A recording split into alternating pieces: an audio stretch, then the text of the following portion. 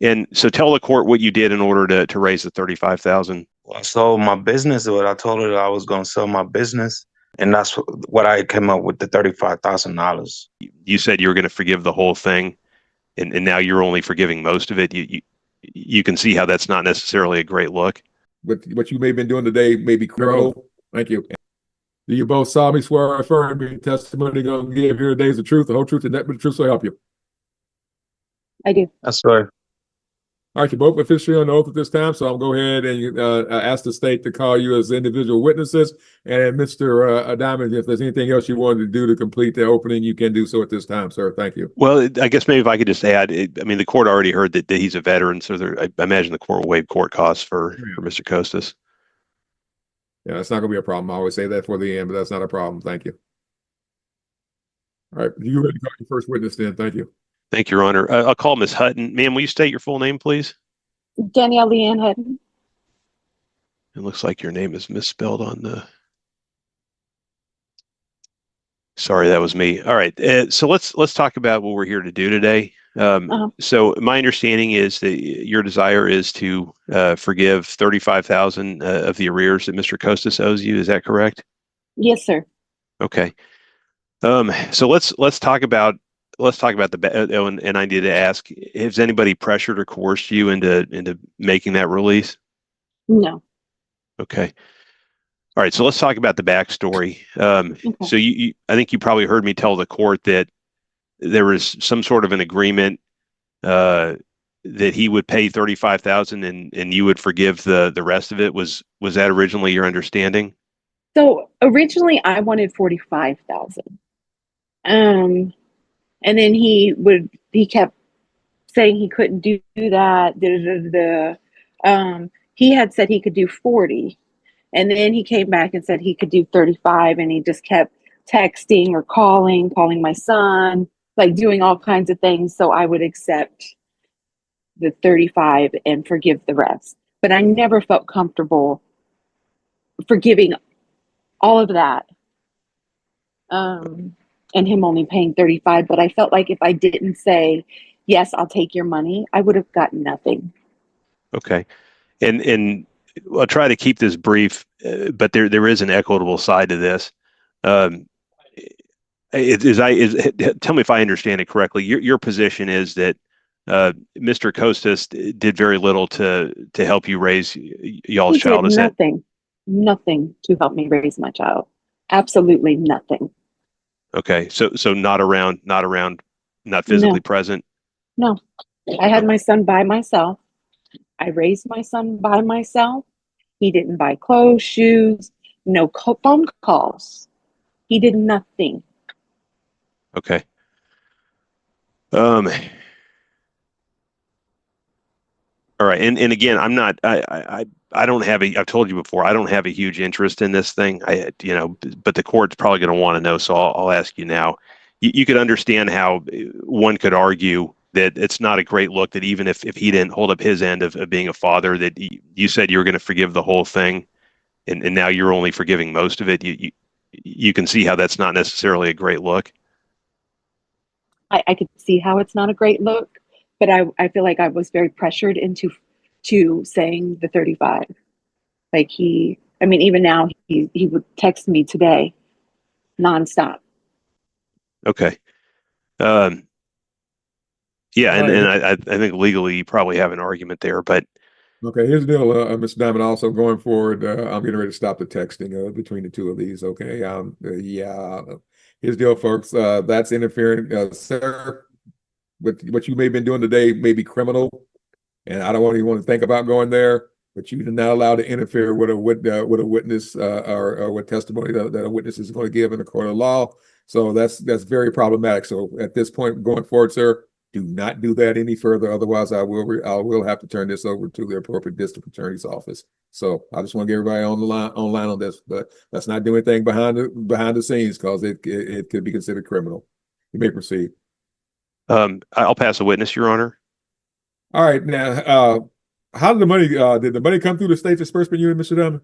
Yes, Your Honor.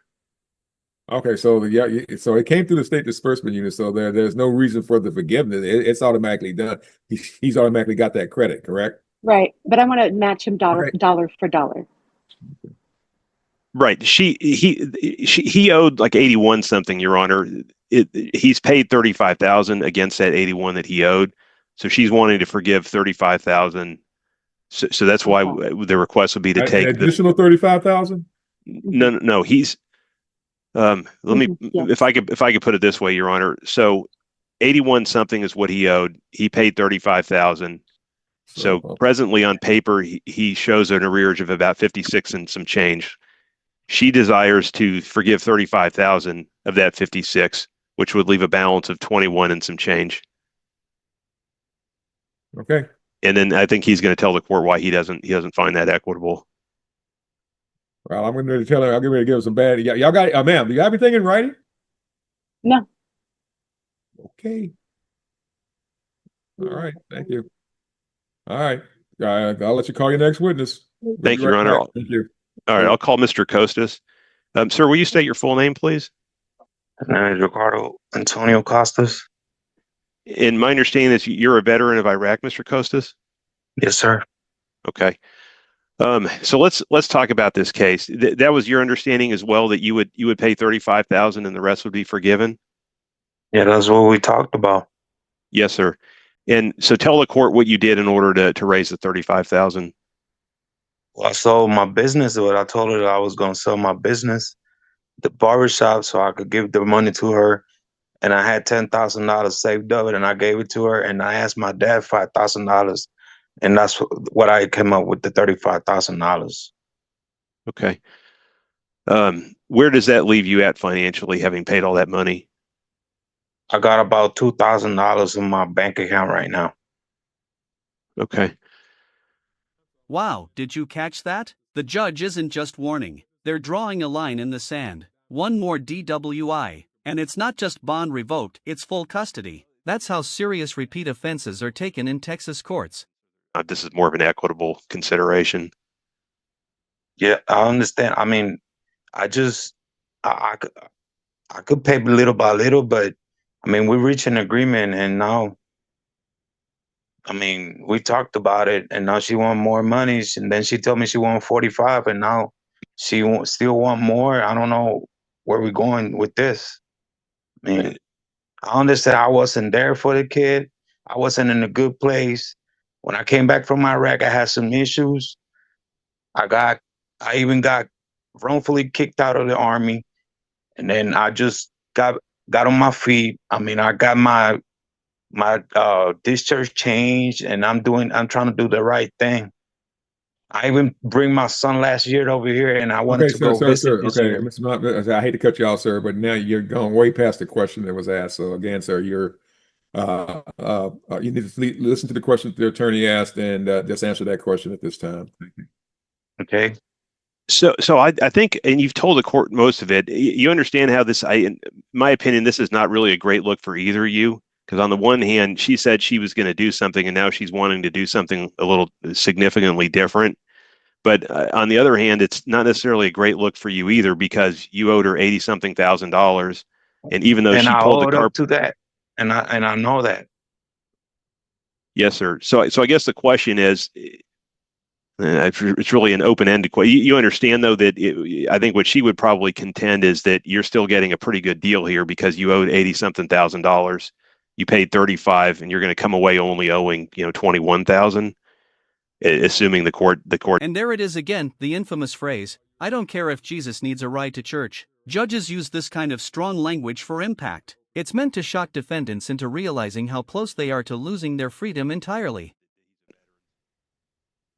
Well, I mean, but I don't understand the question. Well, I mean, really, it's Mr. she didn't do what. Okay, I get what they're doing, sir. And again, any argument, Mr. Diamond, this is going to fall down to these folks didn't have a writing. I mean, this, anything they did, any side deals they made, anything on the side, it's under Texas law, I'm not going to be able to. That's unenforceable. It really is. Yes, sir. I'll double check. I haven't had to look at something like this in a long time. But I'm pretty sure that that's why I kept asking you folks, y'all got something in writing, a contract or something, one way or the other, that says that this is what's going to happen. Because when you're dealing with above a certain amount of money, the state of Texas, there's thing out there called the stat. Well, it's universal. It's called the statute of frauds that requires something like this to be in writing, at least with if not notarized, at least with the party signing off on it as an agreement. So again, when we're doing that much money, and the fact that the money was owed, I don't think I can enforce anything on Mr. Costas' side. I'll again, like I said, I hadn't had to look at this for a while, and I'm gonna do due diligence and do some legal research on this one, because I'm pretty sure this has happened a lot more than once before, and I'll see what the different courts have said. But right now, sir, I based on my initial understanding of everything, there's probably not a darn thing I could do differently than give you credit for the 35,000 that went in. And if mom wants to, in addition to that, give you further credit, that's something that she can do voluntarily. And I'll get the state to confirm that she wants to do that and take it down to that 21,000 again through her testimony.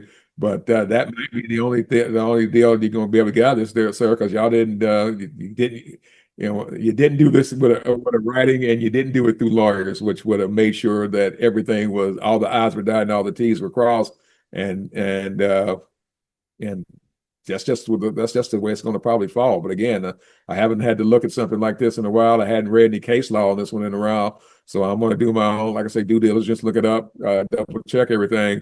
But the best I'll probably be able to do, sir, is give you the credit for the 35,000 that you paid. If mom wants to voluntarily dismiss another amount and take it down to 21,000 owed, sir, then that may be that's about as far as I might be able to go on this one. But again, I'll do my own research on this one and confirm that the initial finding that I'm looking at making on this one.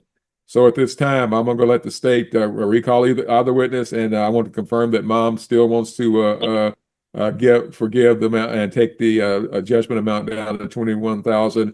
And I want to take this one under advisement and reset this one for next week on one of my journal dockets, and go ahead and make a final ruling to confirm and deny the request of both parties. Thank you, Your Honor. So I'll recall Ms. Hutton. Can you go ahead and turn off your mic or turn on your microphone, Ms. Hutton? Yes, sir. Okay. So again, it's final answer. You want to forgive the 35,000 and be done with this? Is that my understanding? Yes, sir. Okay. Thank you, ma'am. I'll pass a witness, Your Honor. So, ma'am, you understand that you're agreeing that that you're forgiving everything, and no matter what the bottom line is, that $21,196.45 is possibly going to be what the court finds is the amount that's still owed, and I'll still have to come up with a repayment plan on that. Is yes, that what sir. you're saying, ma'am? All right, Mr. Costas. Yes, sir. Anything else you want to tell me at this time, sir? Again, I understand the equitable arguments, but the law is kind of clear. You know, I wouldn't buy a car for $80,000 and not put it in writing somehow. Okay, it's just got to be in writing, sir. So is there anything else you can tell the court, or anything else you're requesting, sir? No, I'm okay. Thank you. All right, then. Notice the escalation here: GPS on one ankle, alcohol monitor on the other. That's total control. When judges stack these restrictions, it means they've lost patience. This isn't punishment anymore, it's protection for the public.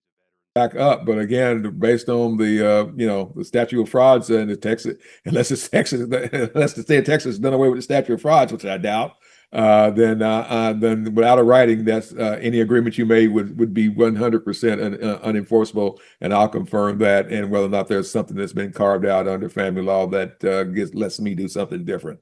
So at this time, folks, I'm looking at doing a reset. Y'all don't have to appear. I'll make it on for the reset, because next week's a big holiday week, so people are traveling. But I have court I got a live docket next Wednesday. Next Tuesday, I've got my Zoom docket. So I'm going to reset this for July 1 at 9 a.m. on the general docket, but only for the purposes of ruling.